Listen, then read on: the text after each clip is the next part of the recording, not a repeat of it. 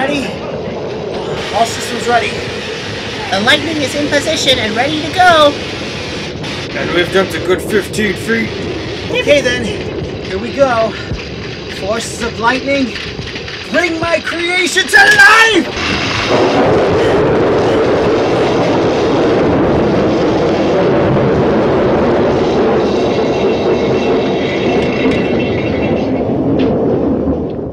Well, did it work? Do I get to say the magic words? Sorry, boss. Doesn't look like it worked. It's still dead. Oh, god damn it! Why does it only ever work for the Frankenstein family?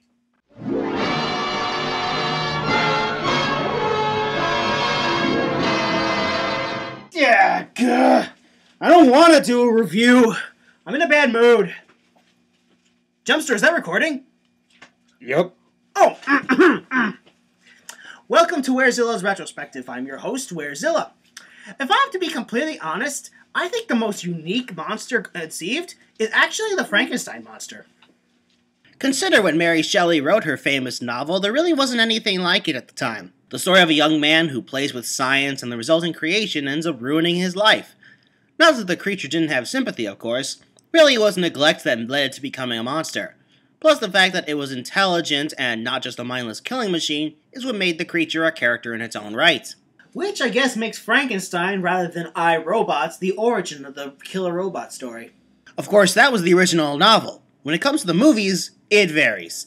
The Universal Frankenstein films, probably one of the first, if not the first, film franchises in cinema, went in different directions than the book, though admittedly they were more faithful to the source material in Bride of Frankenstein.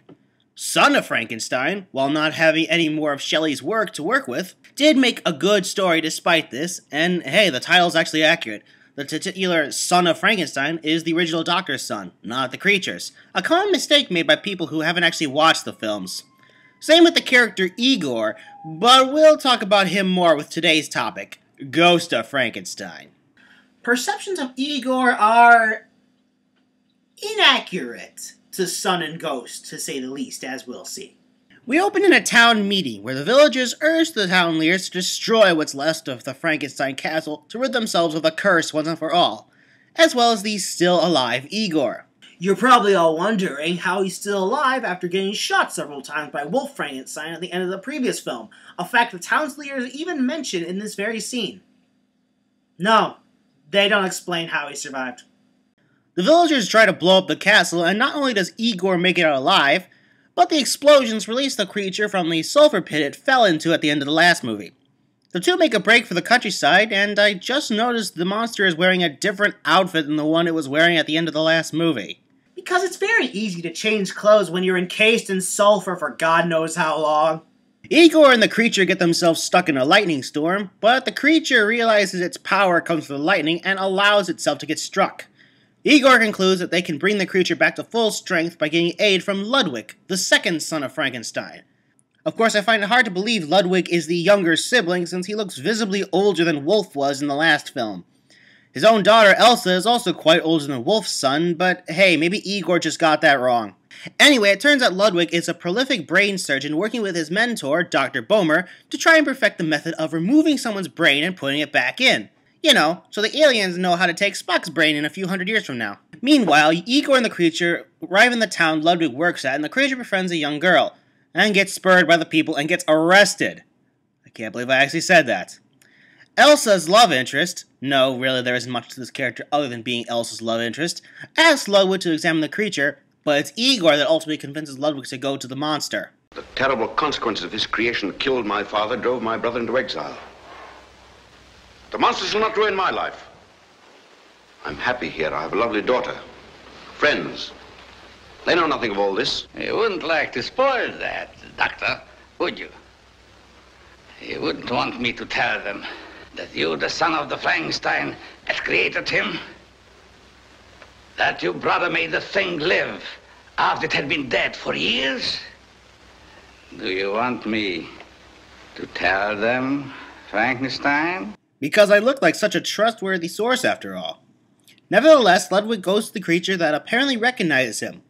How is this possible, since Cedric Hardwicke, who plays Ludwig, doesn't really look like Clive Baker, who played the original Frankenstein in the first film? The creature escapes, and later that night scares the crap out of Elsa and kills one of Ludwig's aides. Oh no, now he's found him. Ludwig is so screwed. Or he could just knock out the monster using gas. That works too, I guess. Ludwig and Bomer discuss what to do now that they have the monster. Destroyed? But how? It's not subject to the ordinary laws of life. There is a way. It was made limb by limb, organ by organ. It must be unmade in the same way. Dissection? Bit by bit, piece by piece, just as my father created it. But this thing lives. It would be murder. How can you call the removal of a thing that is not human murder? I regret, Doctor, I cannot be part of your plan. I'd make a sarcastic remark implying whom I believe is right, but I'm at a loss. Bride of Frankenstein had shown the creature was capable of learning and showing he could be taught to interact with people. And of course, he is a living being, even if he's not a natural form of life, making Bomer right. However, all the films have shown him unable to control his own strength, killing people with a single blow. He really is a danger to everyone around him. So on the other hand, Ludwig is right. I really can't pass judgment on anyone here. However, Ludwig gets a visit from the ghost of his father, not played by Clive Baker, of course, and yes, that may not seem like too much of a problem, except we showed a flashback to the first film with the original actor. Anyway, Dr. Frankenstein urges Ludwig to, instead of destroying the creature, give it a new brain. Against Igor's wishes, they ultimately plan to put the killed aide, Dr. Kedring's brain, into the creature. Well, that's all well and good, but what about Abby Normal? What's going to happen to her brain? Igor insists they put his brain into the creature instead, but Ludwig is smart enough not to put Dracula's brain here into the creature, which would make it much worse. So Igor approaches Bomer instead. My brain will go into it.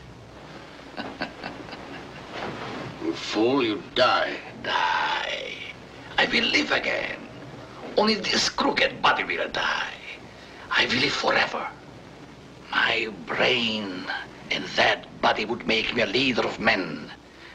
We would rule the state and even the whole country. You'll do as I say, and you will have everything you want. Yes, Igor would be completely unstoppable, as long as his enemies and Bomer's competitors don't have gas weapons. But what are the odds of that? It's not like Bomer's own student has used gas as a weapon before. Oh, wait. As Ludwig and Bomer do the procedure, the town has the usual paranoia of not just the monster's disappearance, but also Kettering's. Elsa's love interest arrives after the procedure, and Ludwig brings him to meet the new Kettering. Or rather... I am not Dr. Kettering. I am Igor. What have I done? I'm Igor. I have the strength of 100 men. I cannot die. I cannot be destroyed. I, Igor, will live forever. I'm sorry, but hearing Dracula's voice coming from the creature is probably funnier than the creators intended. Then again, this could just be foreshadowing the fact that the monster would be played by Bela Lugosi in the next film, Frankenstein Meets the Wolfman, so who knows. Elsa and love interest escape the house as the villagers pour in, but Igor and Bomer gas their attackers. Then comes a complication that neither expected. Bomer. Bomer. I can't see. Bomer! Where are you? Here I am. I can see you. Your dream of power is over, Bomer. You didn't realize his blood is the same type as Kettering's, but not the same as Igor's. It will not feed the sensory nerves.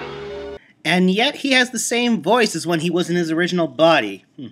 Igor kills Bomer by throwing him into a console which explodes for no reason. Igor stumbles around blindly, breaking all the equipment and causing the entire house to burst into flames. The villagers back off, and Elsa and love interest walk off into the distance. So, did Ludwig get out? Did he burn to death? That's a pretty big loose end, not knowing what happened to the dang protagonist. Ghost of Frankenstein is a fairly decent movie, even if it conflicts with its predecessors at some points. Not that Son didn't have plot holes with Bride or the original, it's just that Ghost has more of them. Plot holes aside, Lugosi still did a pretty good job as Igor, even if he is unintentionally funny at points. Ludwig is sympathetic and you feel for his situation. Bomer is also layered with positive and negative points, as opposed to the one-dimensional mad scientist later movies would produce. Elsa and love interest, yeah, I got nothing. We've had non-characters like them in Universal monster films before, and they're pretty standard. Lon Chaney Jr. as the monster, well, he may be tall enough to be the monster, but it's a shame he seems to be sleeping throughout most of the film. At least until Igor's brain was put into the monster, at which point he got to show some emotion, even if Lugosi was dubbed over him. Though any criticism of Chaney's performance is pretty harsh in hindsight when you consider in one of his alcoholic episodes, he got lost in the maze of sets during the filming. In costume, no less. This film, for better or worse, would put an end to Igor's story, though the monster would reappear in 3 crossovers with the Wolfman, Dracula, kind of, along with various mad scientists and their hunchback assistants.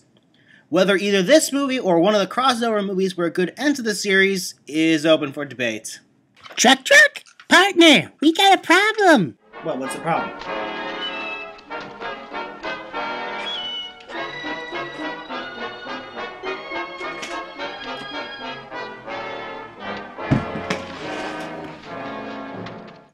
No way. It actually worked? Nope, it's dead. Oh, god damn it!